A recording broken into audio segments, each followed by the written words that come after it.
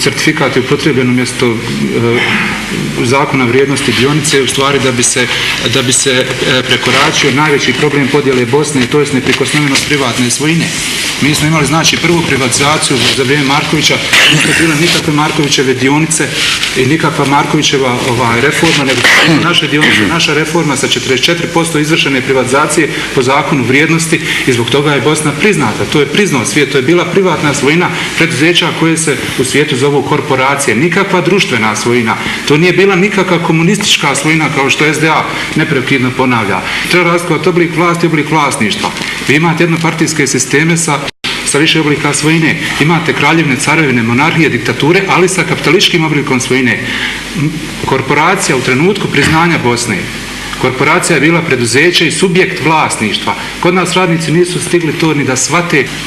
To je bila potpuno legitimna reforma koja je na kraju predstavljala problem podjeli Bosne i onda je izmišljen certifikat, ali šta se sad desilo? Samo da završim misao. Desilo se da je taj certifikat, kad je počeo da funkcionira u stvari, kad su fondovi se pojavili, kad se vidjele vizije, kada se pojavila, on je na svoj način bio pošten jer je imao knjigovodstvenu vrijednost, na jedan put se pojavila jedna inicijativa, neko je pukao od muke, da izvinite na izrazu, što je nekakav Holiday Inn ostao ovdje. Razlika između privatizacije i prodaje je u privatizaciji ostaje u Bosni, u prodaji odlazi iz Bosne. Nikakav kapital ne dolazi. Nikakav kapital ne dolazi. Dolazi opet državi koja se pokazala kao loš menadžer.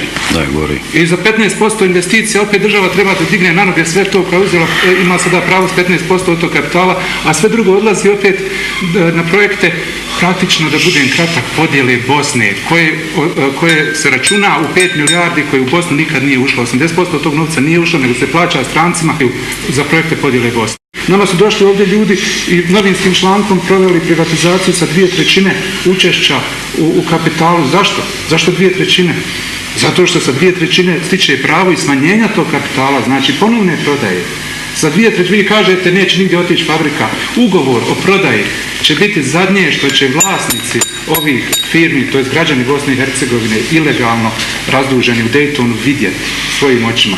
Situacija je stravična i nikakav tu nema ni socijalne politike, ni liberalizma, nema ničeg mjesta. Ima mjesta na sudu.